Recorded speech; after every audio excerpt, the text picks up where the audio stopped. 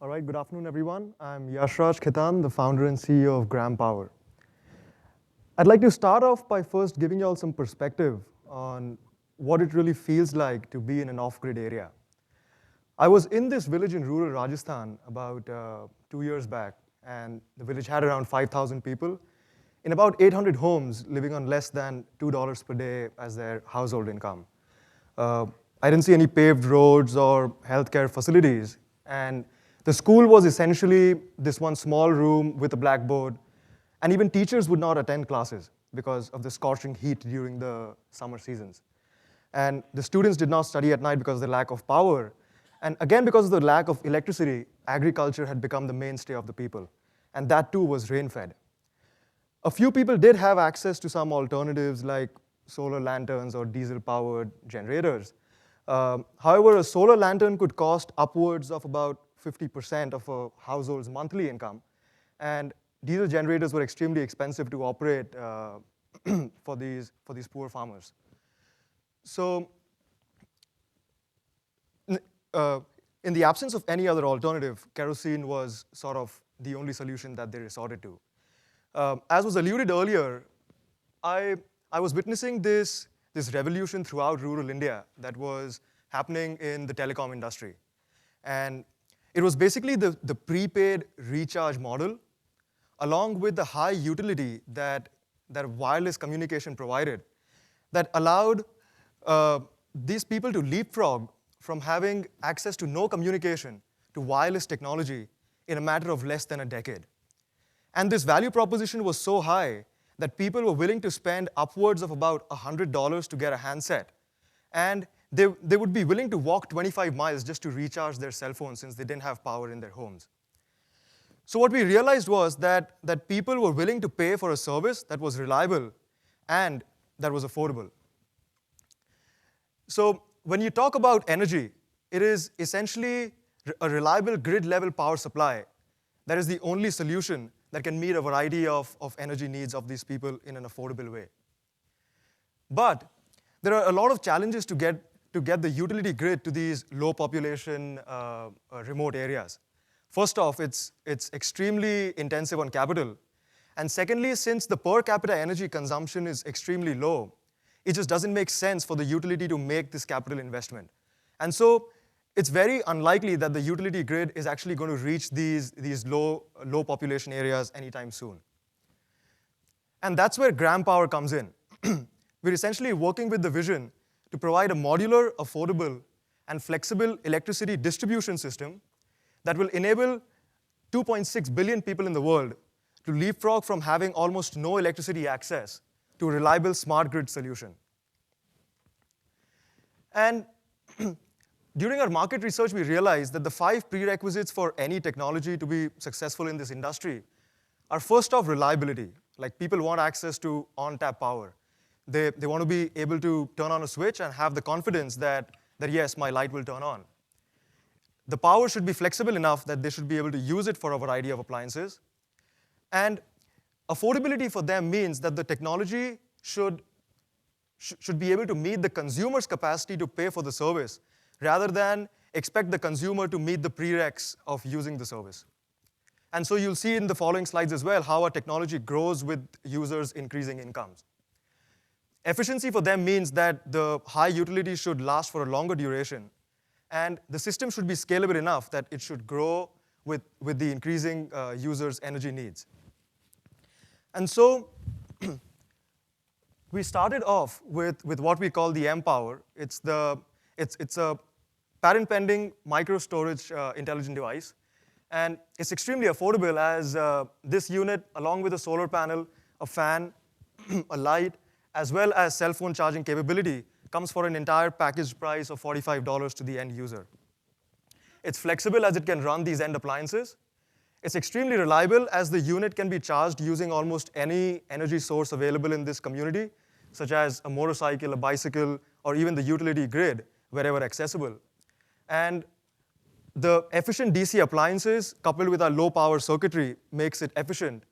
And besides that, one can seamlessly stack these units up in order to start running higher power appliances. But what we realized was that the users found limited utility of the mPower for its price because their end aspiration was to get access to grid-level power and run TVs and fridges and things like that. So we decided to break this adoption price barrier by starting off with mPower grids. And what we do in that is that we just set up centralized charging, which is a bunch of larger solar panels that are present in a community. And people get these units as distributed storage in their homes. And for just 20 cents a day, the person is able to get access to a fan, a couple of lights, as well as cell phone charging. And so the amount that they would save from otherwise spending on kerosene is directed towards these daily, weekly, or monthly payments. And the entrepreneur who we partner with to set up this facility keeps a cut on that and gives the rest to sort of the investor who invests in this microgrid. So what we did was that we brought people from having no access to power to having access to basic electricity. And this gave them longer and healthier working hours and allowed students to study at night, which in turn leads to an increase in the per capita income of the people. And that in turn leads to an increased energy demand. And it's at that point that we start deploying the smart DC microgrids. Now, how this system works is that we have a centralized generation station, and our system is essentially agnostic to generation. We can deploy our smart grid for solar, for wind, for hydro, or even for the utility grid where it's unreliable. And we then have a transmission control system that sort of monitors this generation and optimizes the supply. And particularly for solar power generation, since the generation is in DC, we also use DC transmission. And that does a couple of things. First off, it avoids the capital investment in conversion equipment. It makes the system more efficient. And it avoids theft. So to give you guys some more perspective on how big is theft an issue in India, the Indian grid loses almost 50% of its power just due to theft. And this percentage is higher when you get into the rural areas. I'd actually like to share this one encounter that I had with a villager who was stealing power. I don't advocate the way he was using to steal it, but it was extremely ingenious. What he was doing is he was raising these 3 wires from the ground, and he brought these wires just close enough to these extremely high voltage transmission lines that were running through his village. The wire was just, it wasn't touching the transmission lines, but the distance was high enough that there was a voltage that started coming across these wires. And with this voltage, he was irrigating his fields. He was lighting up his as well as his neighbors' homes. So it was wireless transmission of electricity, which is an innovation that is like not even realized in the US. But anyways, carrying on with this system, the DC power enters our fan-outs that then starts distributing power to individual homes to what we call power management units. And these power management units are the patent-pending devices made by Gram Power, and it performs a variety of functions in this system. First off, we provide distributed storage in the grid, which essentially means that instead of having centralized battery banks, we make the user own and manage their own storage.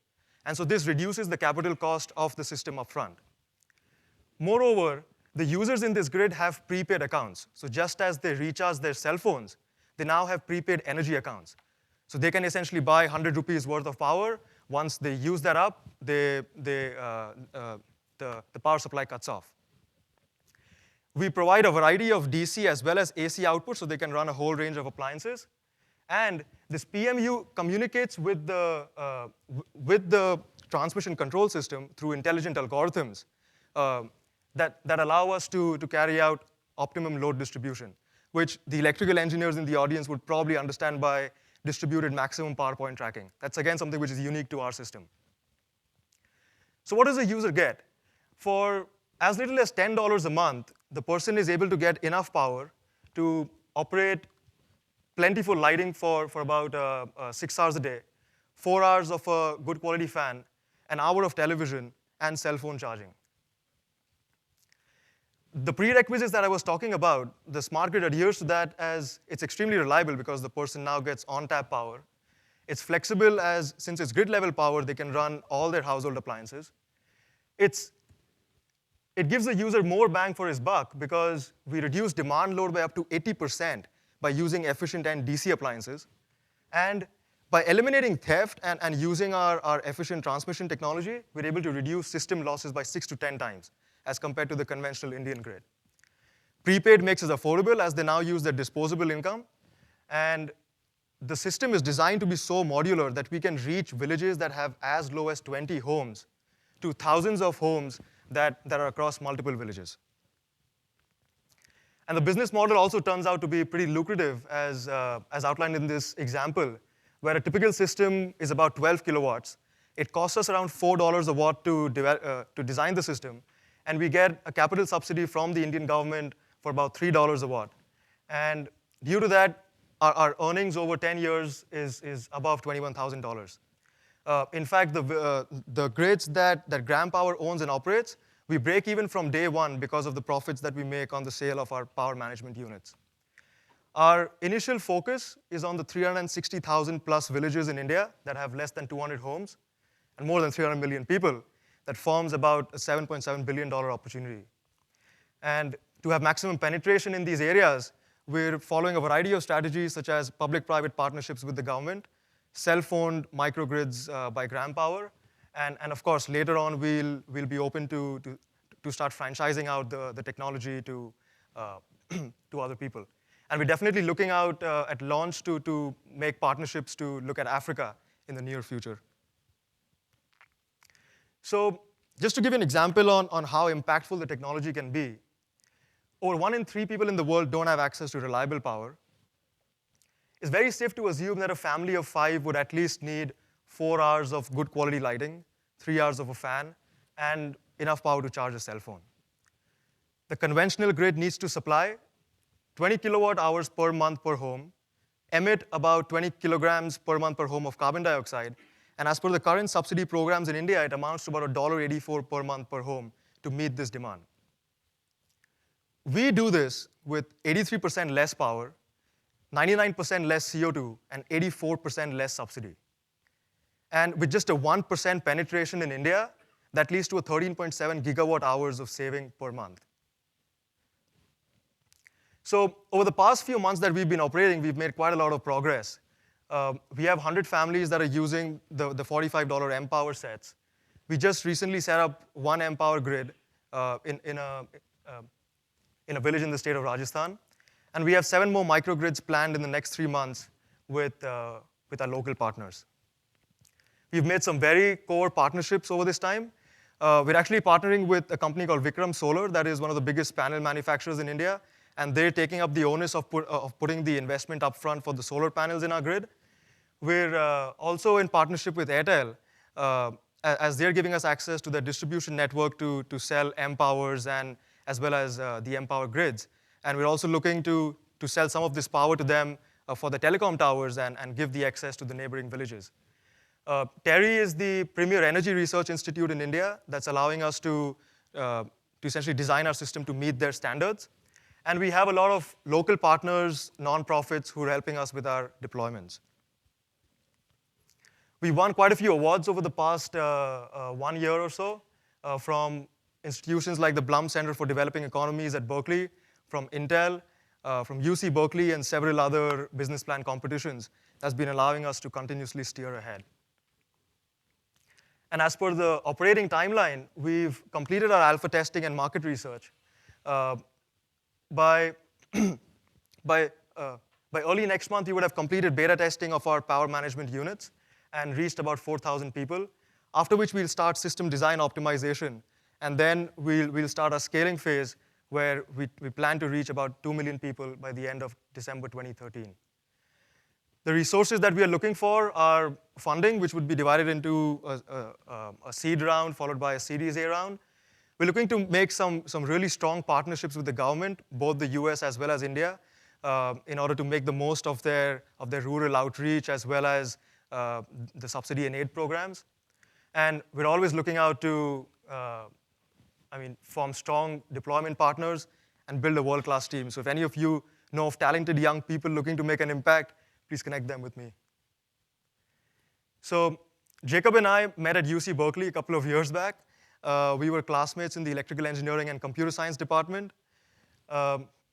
And we're extremely passionate about technology, and Berkeley taught us how and why to make an impact. So we're full-time committed to Gram Power now.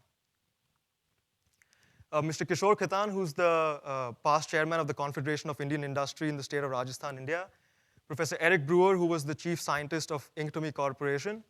And Mr. Matt Campbell, who's the product and strategy director at SunPower USA, form our board of advisors who are extremely active in our operations. And I'd like to end with the note that there are hundreds of millions of people in this world who are sort of leading much less privileged lives than we are. And the only way that they can leapfrog into development is if they get access to resources similar to what we did when we were growing up. And energy is one such quintessential resource for development. And the access of that is what Gram Power is revolutionizing. And that's what we're looking out for support. Thanks a lot.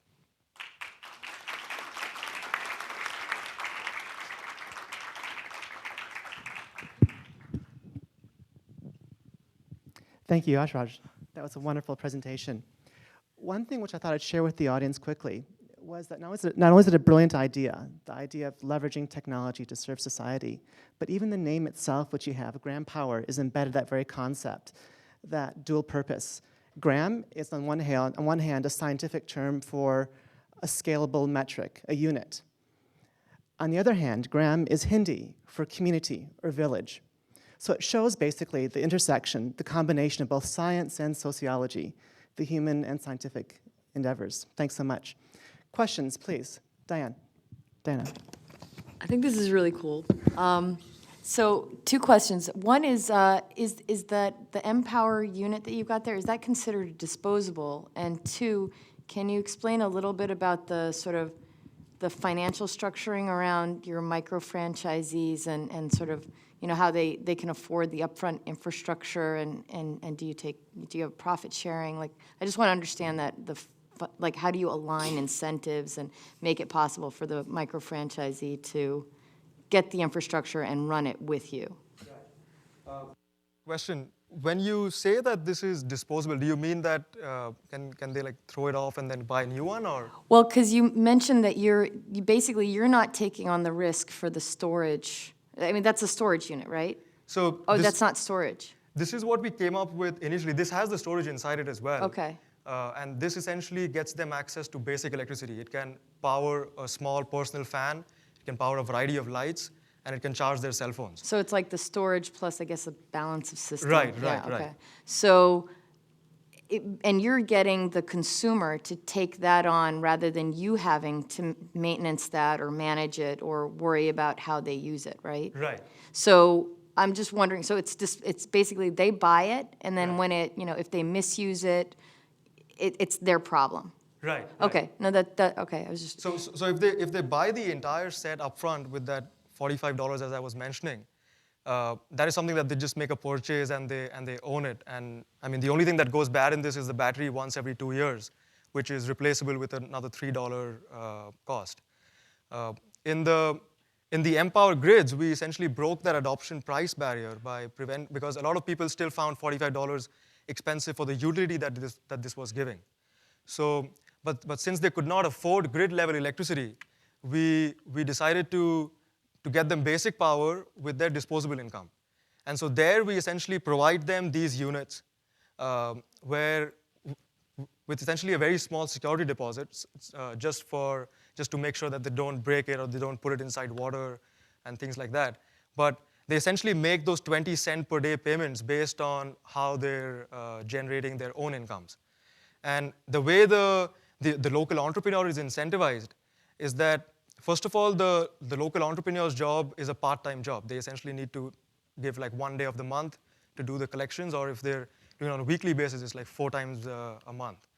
And secondly, they get to keep about 20% of all revenues that are made from the grid. So we typically have one person employed for about anywhere between 100 to 200 homes, depending on how close those grids can be located.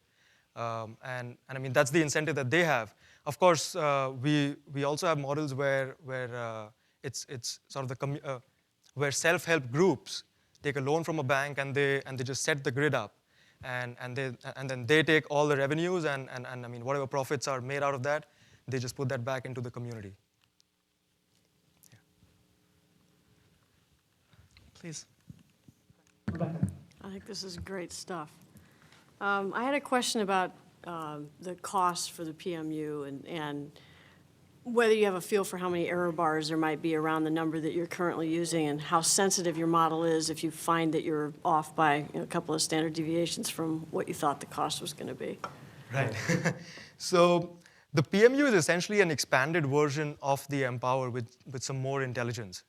And the strategy that we've been adopting for any product development is that we start off with a target price, and then so we do all our development based on that price.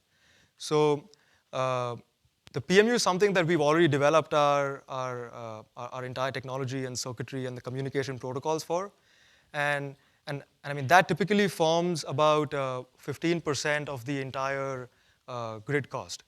So so I mean we're pretty confident on the pricing for those PMUs. So assuming it's about 20 cents per kilowatt, or I'm curious about the family's decision also, and they're going to contrast that probably with the cost of kerosene, which I'm not familiar with in the villages in Rajasthan. So how far apart, how much are you saving them either percentage-wise by making this switch? So when you talk about kerosene just provides them lighting. Right. So if they're just switching from kerosene and they don't have the desire to get full-fledged grid-level power, that's where we provide them these as distributed storage units, and there they spend 20 cents a day, which is almost 50% less than what they would probably be spending on kerosene on a monthly basis.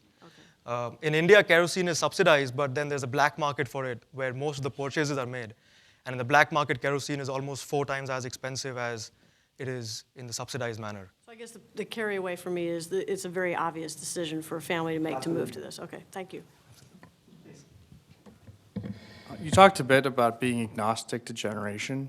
Can you talk a bit more about that? You don't own the generating asset. How does that get built? Especially if you're going after sort of 200 families per village, who invests in that and how do you scale that and size that? So when I say agnostic to generation, that essentially opens up doors for the technology for a variety of generation options. Like there are existing companies that are operating microgrids that are sort of being powered by biomass. So but they're spending almost 40 to 50% more electricity. I mean, they're oversizing their capacity due to the inefficiencies in the system and due to the non-presence of smart metering and prepaid metering. So we can essentially just deploy the intelligence into their grid and avoid theft and introduce this smart metering. So I mean, that's what I mean when I say agnostic to generation. In areas that are completely off the grid and that have no other form of generation, that's where we start using solar, because solar is very scalable. We can get panels to serve 20 homes. We can also get panels to serve 200 homes. And we can also get panels to serve multiple villages.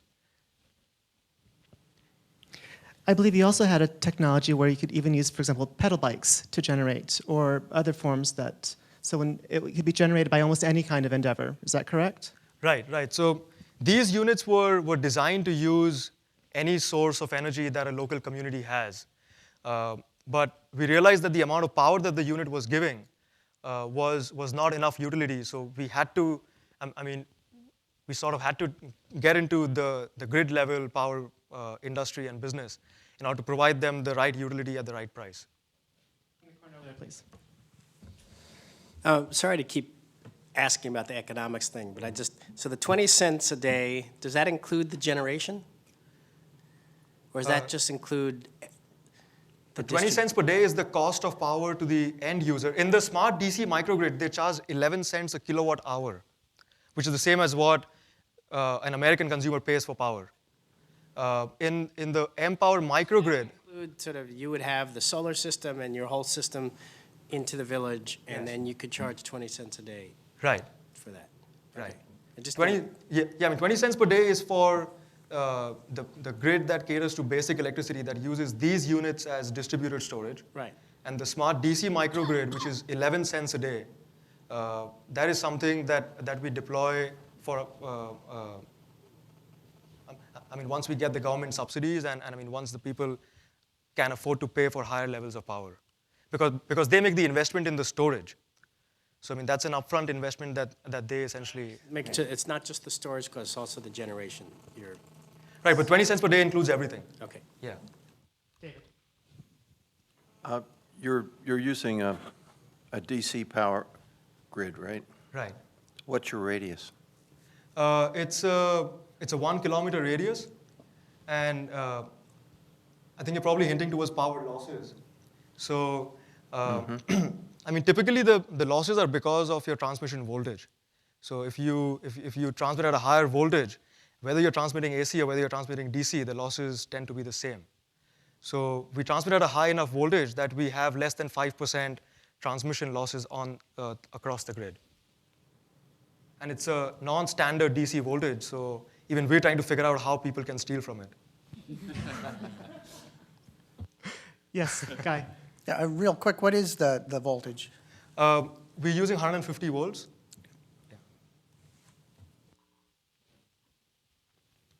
Yes. Yeah, I'm just curious, in terms of the whole microgrid, mini-grid concept, it's still much smaller in terms of numbers of people that have access through microgrid so far. And there's only a handful of countries that have national programs of this kind. And most of them are around things like microhydro, which is a common source of energy. And now biomass gasification is one of the sources.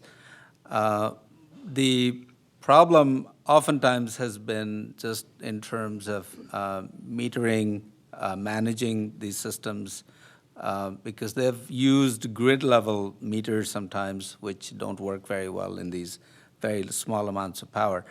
I'm just curious, in addition to what you're doing with the DC systems, these other systems which have fairly versatile sources, like microhydro is AC, 220, 50 hertz, how applicable are these technologies to those grids? And I'm asking because, I mean, right now, just in South Asia, Afghanistan has a huge program. Over 6,000 microhydro plants have been built.